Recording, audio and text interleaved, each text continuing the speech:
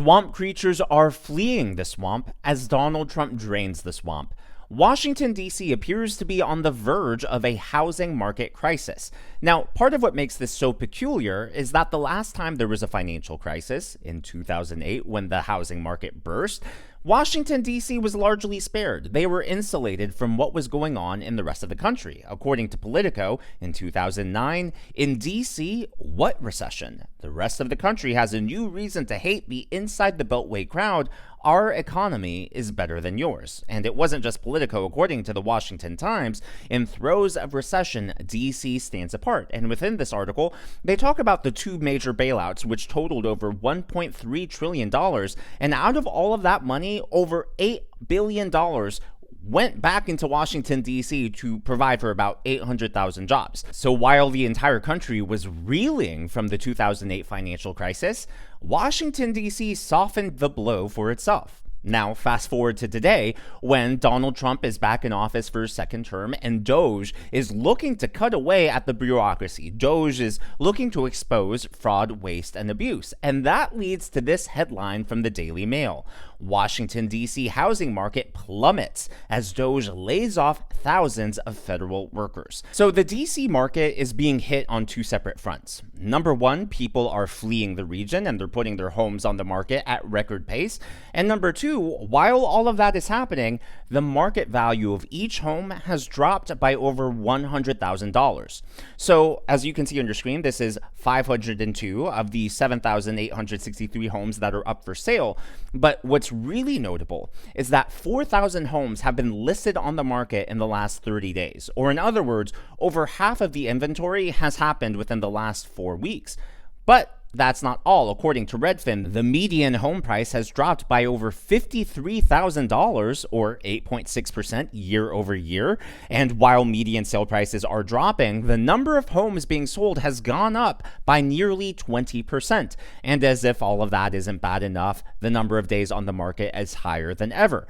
But it's not just Redfin. So Redfin, we have the actual data based on sales, but there's also Zillow, which has a tool called Zestimate, and these are what's currently on the market. And currently, the housing prices, the Zestimate, has dropped by $139,000 in Washington, D.C. within the last month. This is over double of what's being shown on Redfin. And right here, when you take a look at, this is the maximum view of when they started tracking. So you can see they started tracking late 2014 into 2015. You can see a big plummet from when Joe Biden left office and when Donald Trump came in with DOJ. Now, different cities are known for different things. Detroit was once known for manufacturing automobiles, Silicon Valley for technology, Nashville for country music, Los Angeles for movies. You can go down the list. Well, Washington, D.C. is the home of bureaucrats. And if DOJ and Donald Trump are really reducing the size of our bureaucracy, it's not surprising me that we appear to be on the beginning of a DC bubble burst. I mean, every action has a reaction, and if these figures are any indication, then DC is in for a long, bumpy 4 years, and potentially a lot longer.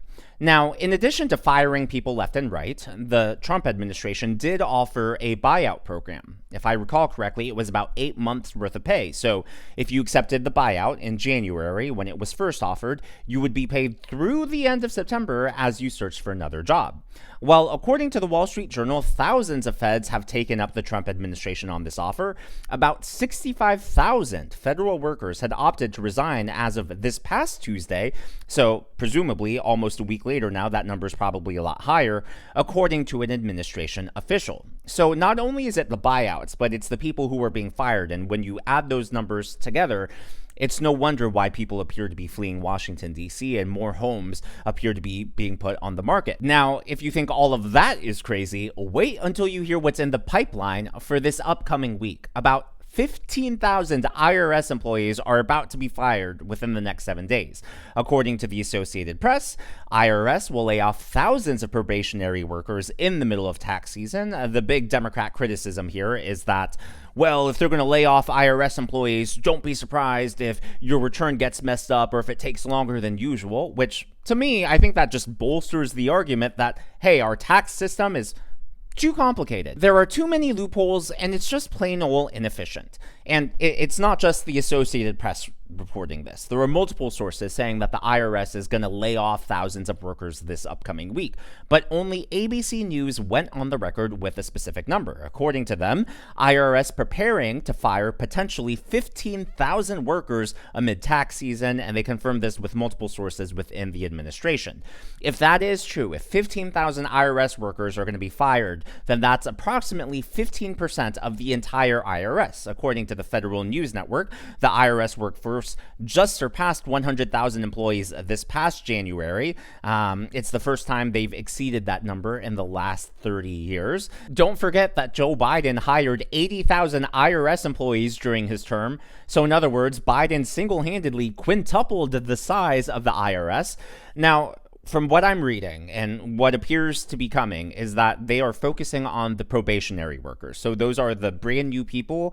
These aren't people who have been there for a long time. They're either recently hired, they're going through training, or they're just in their probationary period to see whether or not this fits. So those are the workers who are first on the chopping block. Now, before we wrap up today's video, I do have 3 other stories I want to share. You may have seen this meme floating around online making fun of Pete Hegseth. The last time I saw this, it had over 12 million views on TikTok. It has several million on Instagram as well as X. And what people are claiming is that Pete Hegseth was drinking on the job. Of course, this was a big deal during his confirmation hearing because there were unfounded accusations that he's currently an alcoholic and that he's drinking on the job and he's just a drunk slob. But the problem is that that screenshot wasn't manipulated, but it was taken at just the right moment. So here is actually the clip in question. In the United States, as he leads some of the most complex and consequential negotiations in the world. Sticking with the U.S. press, let us go with Axios' Zach Basu, right in the far right.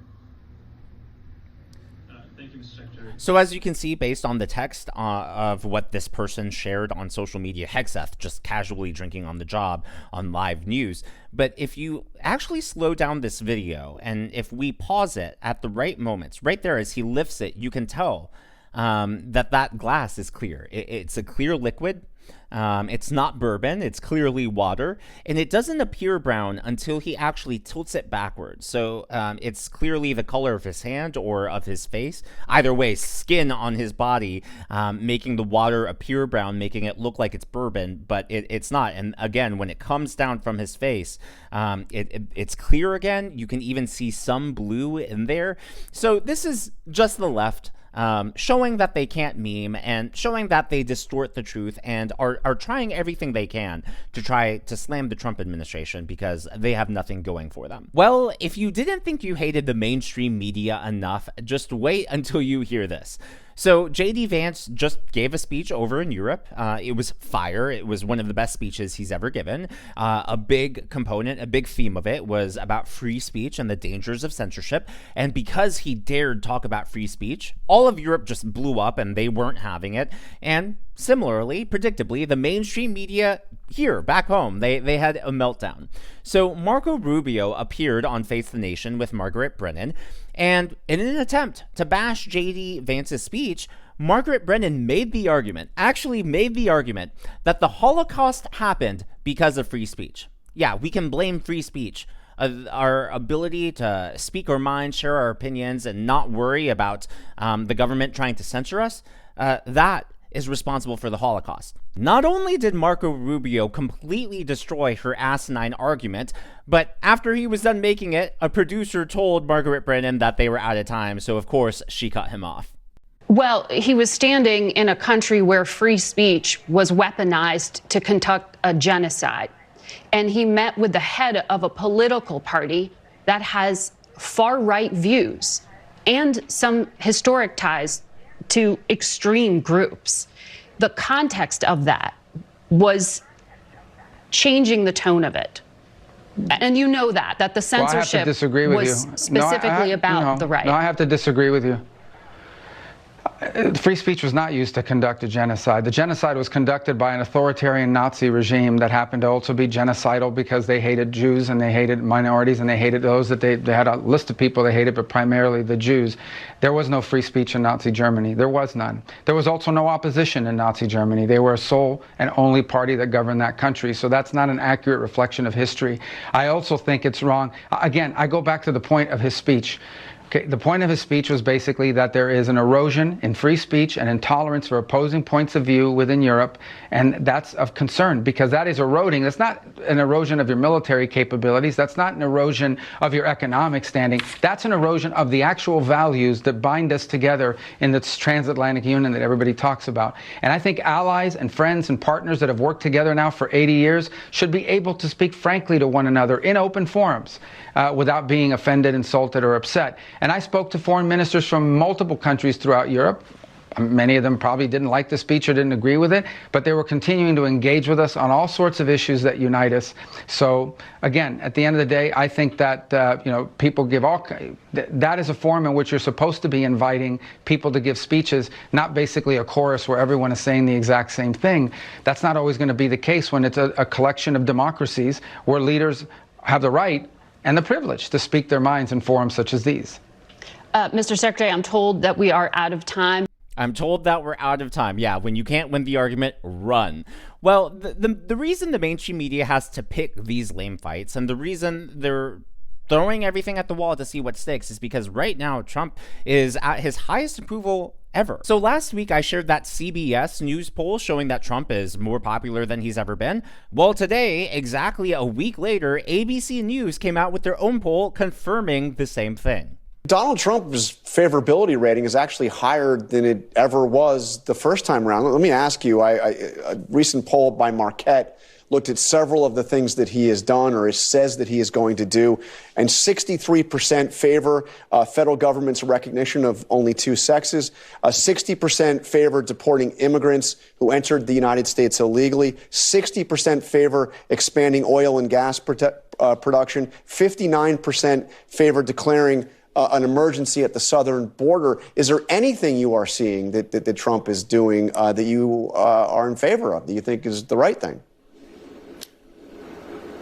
Let me say, as it relates to all of those issues, we're just at the beginning.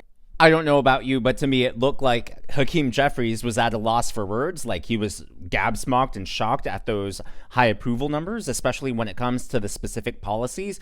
Now, one thing that's not getting talked about a lot is the deficit and our national debt. And I hope that that's going to take center focus this year. And obviously, the work that DOGE is doing is trying to bring that under control. But most of the focus has been on the border, on deportations, on national security and stuff like that. But the debt is just as important. And until it was visualized for me this way, I mean, this really shows you how big this problem has gotten and how Joe Biden made it substantially worse.